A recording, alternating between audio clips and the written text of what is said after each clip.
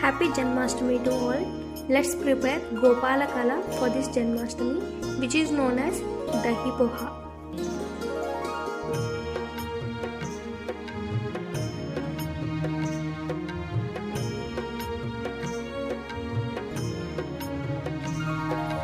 जय जनार्दना कृष्ण राधिकापते जन विमोचना कृष्णा जन